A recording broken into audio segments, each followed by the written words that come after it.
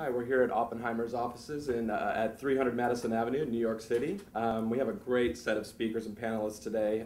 From 10 to 10:30, we're getting started a little bit late, but let's say 10 to 10:30, it's going to be Trends in Towers. 10:30 to 11, Trends in Cell Design. 11 to 11:30, Trends in Wireless Business Models. And then our last panel, 11:30 to noon, will be Trends in Devices. Moderating the panels today will be Ron Vidal. He's a 25-year industry veteran with $19 billion of M&A activity and $14 billion in capital markets. He also has experience in broadband and competitive telecom. So with that, I'll let Ron take it away. Yeah, great. Thanks, Matt. And I'd like to introduce our first panel today. Tim Horan is the Telecom Services and Internet Infrastructure Equity Analyst here at Oppenheimer. And thanks, Tim, for hosting our webisode today. And on the phone, we have Hess, who's an Executive Vice President for International Operations and President Latin America and EMEA for American Tower. So thanks to both of you. Wanted to kick it off today with kind of just an overview of what's going on in the tower industry, a little bit domestically, but kind of more skewed towards what's happening internationally. And are the trends that are happening in the States, are they transferring elsewhere, and where is that elsewhere, and are there growth opportunities outside the States? And from the perspective that as more countries go through 3G spectrum auctions and more applications are being developed in app stores and wireless operating systems and devices, you know, it causes lots of demand to occur as the world moves from the 2G voice standard to 3G and above data standards. So what impact does that have on towers? Where are the opportunities? Where are potential threats? But where are those areas that can be shown to have growth going on in the future, kind of following the secular technology and demand trends in 3G and above? So with that, I want to toss it over to Hal. And Hal, if you can just give us a kind of a brief overview of American Tower, and then we'll go from there.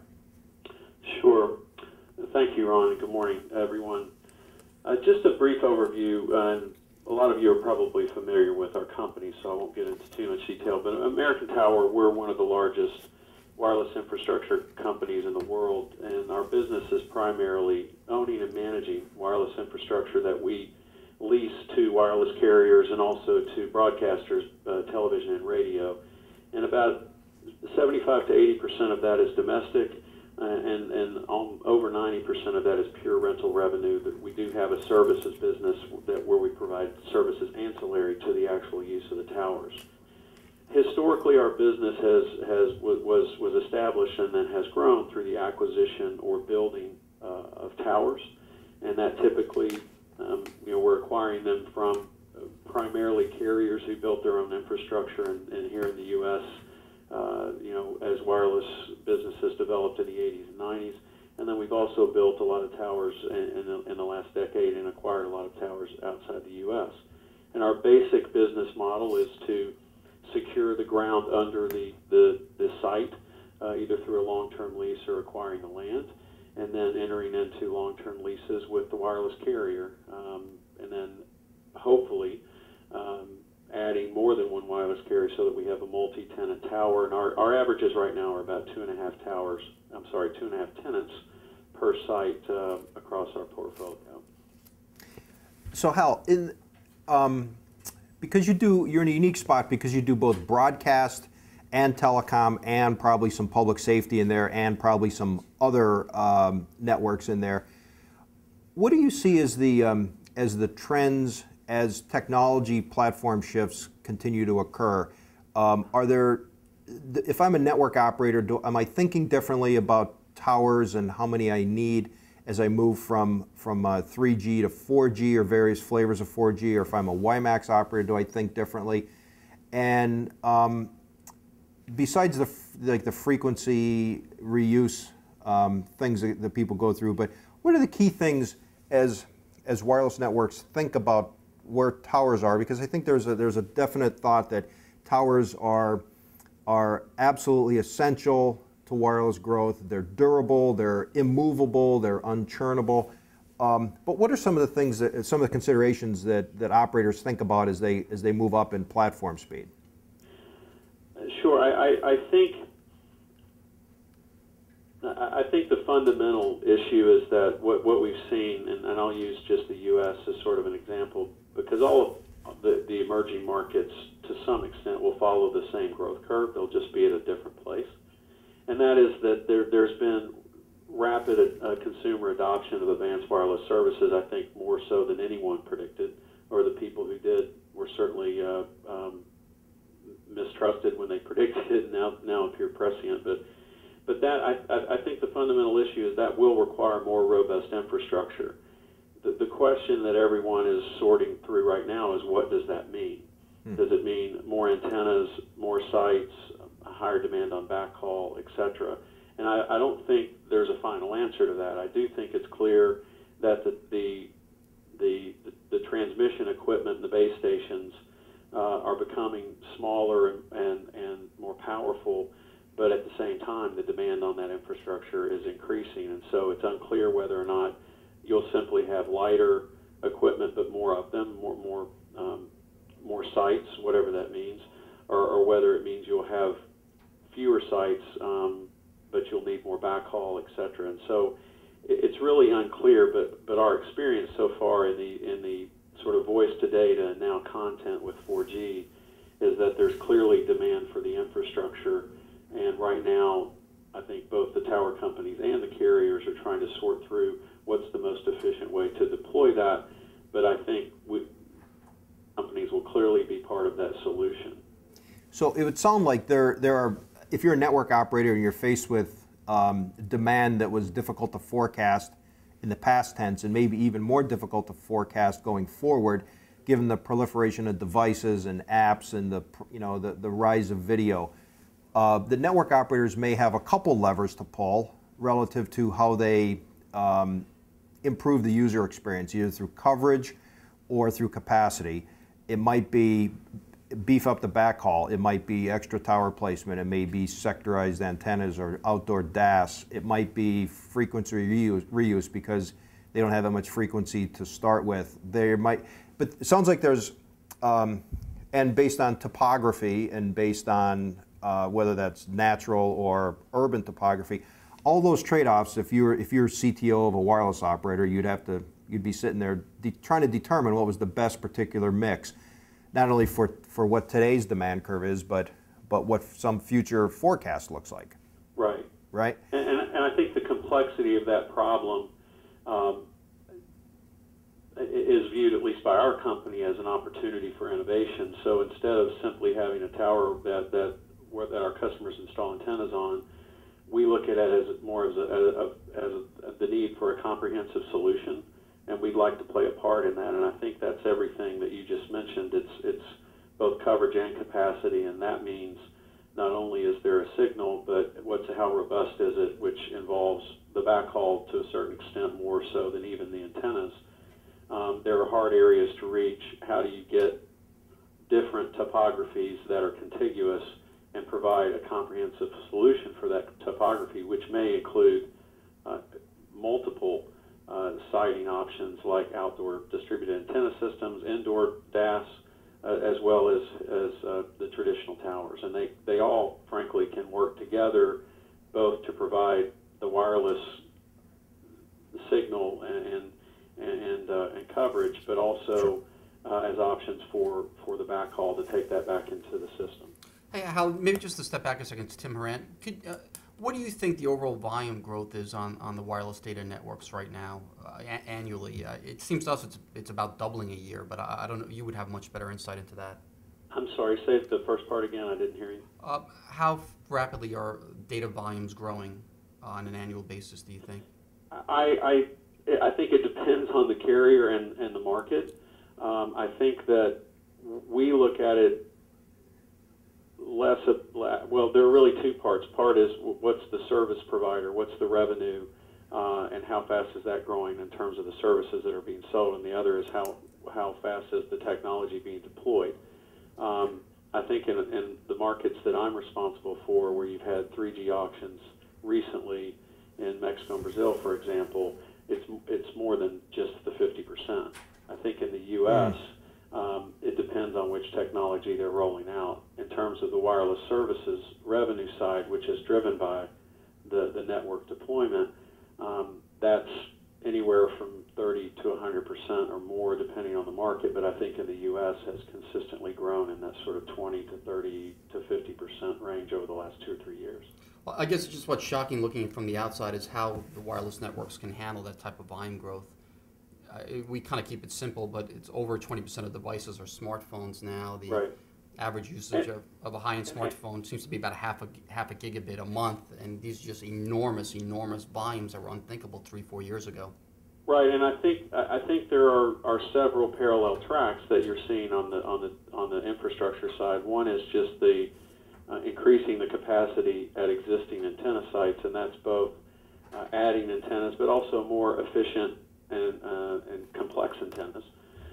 And then I think you're also seeing additional coverage or infill to take off some of the capacity load for high density sites. And then the third thing is which I think is actually the more complicated problem to solve right now is the backhaul, because the backhaul, the kind of growth you're talking about in terms of just the system and the infrastructure, and what I was talking about in terms of data services as a percentage of service revenue, that growth is minor compared to the demand on the backhaul, because it's literally jumping, 5-10x year over year, and that I think is both where we see an opportunity to be part of that solution, but it's also a significant challenge for the CTOs. So if that makes total sense to me, because all of a sudden what used to be probably like a 6 meg base station is now of TDM is probably a 60 to 100 meg backhaul of Ethernet. Right, and with the future potential to be 200 plus. Right. It's significant. It's yeah. So shifting gears a bit, do you, for the part of the world that you cover, Latin America and EMEA, same kind of trends out there? Is there, because it seems that some of a big chunk of the demand is not voice-driven demand. It's being driven by other bit streams that are coming in and out of devices that may not even have existed a few years ago. But in your part of the world, those moves in platform up speed and up performance into 3G, do you see it's going to track the same as the States? And do you have the same kind of challenges in terms of how the tower model developed in the States to how it's developing elsewhere? Acquiring land versus leasing land, buying Right. towers, developing towers, etc. I think with respect to the first part of your question, the short answer is yes. It's just the real question is to what extent. So, for example, I think the minutes of use in the U.S. right now is around 800, and that's still a voice metric, I believe. Whereas in some of our markets, it's still in the mid to high 100s. So you've got sort of 120 to 200, depending on the market. That clearly will grow toward the 800. I'm not sure, both because other forms of communication will displace it, like texting and things like that, but also because I just don't think that there's that much the same kind of demand. I'm not sure you reach the 800 minutes, but clearly you'll see the same growth. I think the interesting thing is there are some markets where they're still growing voice, which is an interesting dynamic, because both it shows how early in the wireless growth curve some of these markets are, but it makes it more complex for us, because there is still a need to have a robust voice infrastructure. At the same time, they're adding 3G for data, and data is growing faster, but yet because the voice is continuing to grow, there's a need for really multiple technologies on that tower that can't always be addressed by sort of dual mode or tri-mode antennas. So that's both a difference in terms of where the business is headed, but also some of the challenges we have from the infrastructure side. But I think the trends clearly, from what we've seen over the last 10 years in Mexico and Brazil, and what we think we'll see in the next 5 to 10 in our newer emerging markets, is that those trends, both in minutes of use and data percentage growth and in the adoption of advanced wireless services, are the same. They're just earlier in the curve, and they may not get to the same peak, but the growth levels year over year will be as high or higher in the U.S. With respect to our business specifically, we've typically entered these markets through acquisitions. We've also built a number of sites in the markets we've been in the longest, which are Mexico and Brazil, where we've been about 10 years. And the model is basically the same. We lease most of our sites outside the United States, although we have, over the last several years, started acquiring the land or securing the land into even longer term, 50-year leases, at least with renewal options to get to that number of years. The siting challenges in terms of zoning and permitting are about the same. I think it's different in the sense that you have a more established regulatory scheme in the United States, but these markets the curve is pretty quick in terms of them deciding that they're making policy decisions about trying to limit the growth of towers and masts. And so there is a fairly robust permitting structure that is limiting the number of sites that people can build, which is both challenging and also helps our business because it makes sure that there won't be any irrational building. The other big difference, I think, is really more from the carrier side. It's the challenges our customers face in those markets where you have significantly lower ARPUs, which obviously put a lot of pressure on margins and therefore force the carriers to really be focused on operating efficiencies.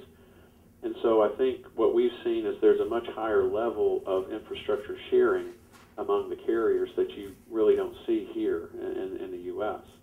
And that's both good and bad for us. It's good because the concept of sharing has already been adopted. It's bad because sometimes the one-for-one bartering of sites that you see in a lot of emerging markets is not a commercial model. And so that's really something that we have to address as we enter the market to make sure that the trend lines are toward a more commercial model, because at some point the sharing cannot address the network demands. It's really more fill in and it's on the edges. An independent tower company like ours is really the way that the carriers can share the infrastructure in a more efficient way, and that's what we're trying to do. So then I guess on a country by country basis is exactly how you'd have to look at it, which is, what's going on specifically in Brazil or Argentina, rather than kind of the broad brush Latin American view, because different regulatory regime, different spectrum auctions, in some cases there may be the same operators, but they're operating within their own individual countries.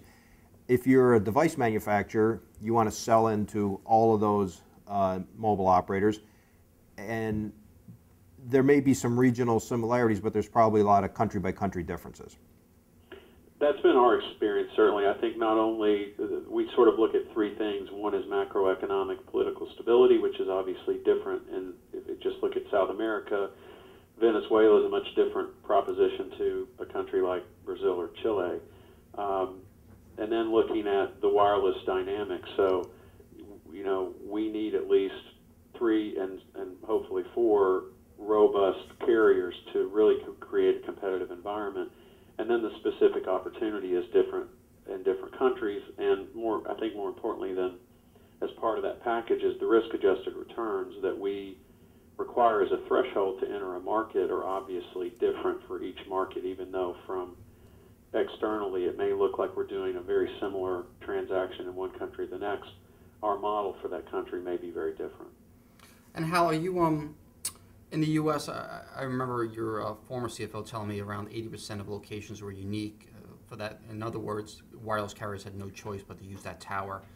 Is that similar outside the United States, that many of the towers are unique and the carriers really have no choice because of the zoning laws or rules or just efficiency?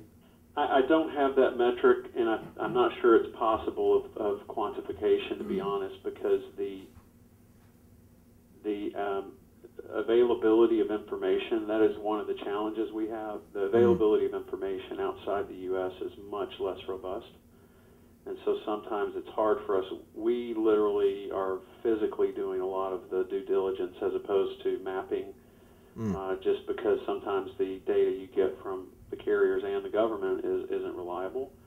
I do think that we take into account when we acquire or build sites, we literally do an analysis of what we think the demand is and what the overlap is with existing infrastructure. I would say it's probably, if I had to speculate, higher than 8%, just because our international portfolios are more urban. So he had said 80%. So he was just throwing out a number. Like a majority of towers were kind of unique to that location. In the U.S. Yes. Yeah, and I think I would say it may even be higher in international markets because our portfolios are more urban, and therefore the density of those sites in terms of what distance between different cell sites and and how they propagate really drives you to having a more narrow, or not more narrow, but a smaller cell site coverage. And I think therefore the urban, in our sites in Mexico, for example, significant number of those are in Mexico City, and the same thing in Brazil. We're in Sao Paulo, Rio, and in the bigger cities. Just because of the way the business has evolved, those are the markets that have always been developed first, and that's where we have the biggest presence. And those urban sites typically are more unique. Sorry, I thought you said 8%. That's why I was throwing out the 80%. I thought I heard you say.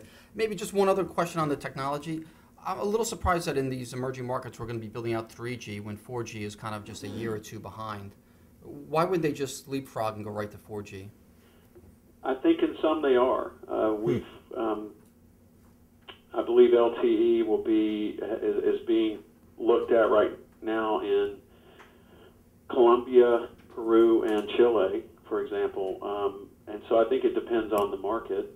I think the reason they would do 3G and then 4 is because they don't see the adoption of maybe content to the extent for several years. So even though the technology exists, I still think they think it's a more efficient path for them to build out the 3G to see what the uptake is on data service and then to roll it into 4G.